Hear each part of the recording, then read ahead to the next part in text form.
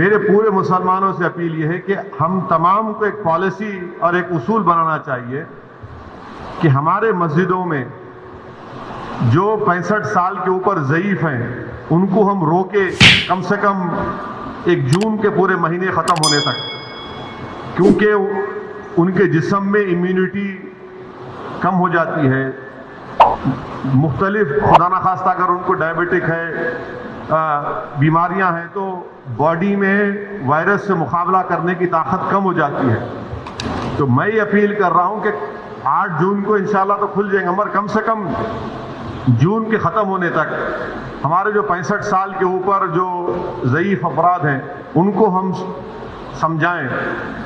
ان سے ریکویسٹ کریں کہ کم سے کم جون کے ختم ہونے تک آپ تھوڑا مسجد کو مت جائیے، گھر میں نماز پڑھیے. جو نوجوان ہیں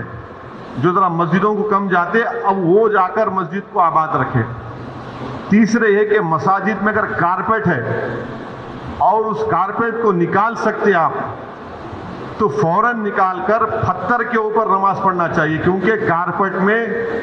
ایپیڈیمولوجسٹ اور جتنے ہیلتھ ایکسپرٹس سے ڈاکٹرز وہ بولتے ہیں کہ کارپیٹ میں بہت سے جراثیم جم جاتے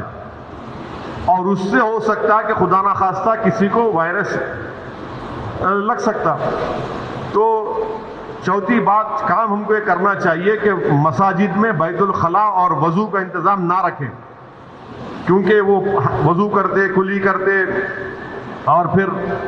آپ آ کے نماز پڑھتے تو لوگ گھر سے ہی اپنے وضو کر آئیں. اور نماز جب پڑھیں گے تو نہیں معلوم مفتی اکرام کو فیصلہ کرنا ہے کہ اگر پوری دنیا میں جہاں جہاں مساجد کھولے گئے، چاہے وہ مسجد نبوی ہو، حرم شریف مکے میں ہو، یا ٹرکی ہو، یا دوسرے مقامات پر، ہمیشہ کی طرح جو کھندے سے کھندا ملا کر سب بنتی تھی ویسا نہیں بن رہی اب. تو کیا مفتی اکرام یہ فیصلہ دے سکتے پورے ملک میں کہ بھائی جب 8 تاریخ سے مساجد کھولے جائیں گے تو سوشل ڈسٹینسنگ کو برقرار رکھتے ہوئے ہم سب بندی کریں نماز کی؟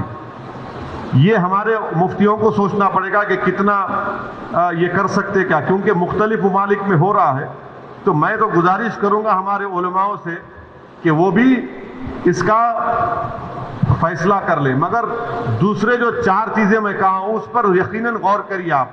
میں کسی سے نہیں کہہ رہا ہوں کہ مسجد کو مت جائیے، میں یہ کہہ رہا ہوں کہ آپ صحیح کہہ رہے ہیں کہ وائرس ابھی بڑھ رہا ہے، وائرس ختم نہیں ہوا ہے، وائرس بڑھ رہا ہے ابھی. اور خاص طور سے جو ہمارے 65 سال کے اوپر کے جو لوگ ہیں اور جو لوگ مختلف امراض کے شکار ہیں، جس کو کڈنی کی بیماری ہے، ہارٹ کی ہے، لنگز کی ہے، ڈائبٹک ہیں، ان کو تو اور احتیاط کرنے کی ضرورت ہے، بہت احتیاط کرنے کی ضرورت ہے ان کو، کیونکہ ان کی جان کو بچانے کا ہے. یقیناً ہم کو ایک روحانی اور قلبی سکون ملتا ہے جب ہم اللہ کے گھر میں جا کر سر و سجود ہوتے ہیں، مگر اسلام کی اہم تعلیمات بھی ہے کہ جان بچائیے. اور اگر خدا نہ خواستہ کسی کو یہ وائرس ہوتا ہے تو پھر ان کے گھر والوں کو ان سے جو ملاقات کیے، پھر ایک نیا سلسلہ شروع ہوتا ہے ٹریسنگ کا. پرائمری کانٹیکٹ کون تھے، سیکنڈری کانٹیکٹ کون تھے. یہ میرے احساسات ہیں اور یہ اسی وقت ہوگا جب ہمارے تمام مفتی اکرام چاہے وہ کسی بھی مکتب فکر کے ہوں، وہ اس کا ایک اجتماعی طور پر نوٹ لے کر سب کو بتائیں.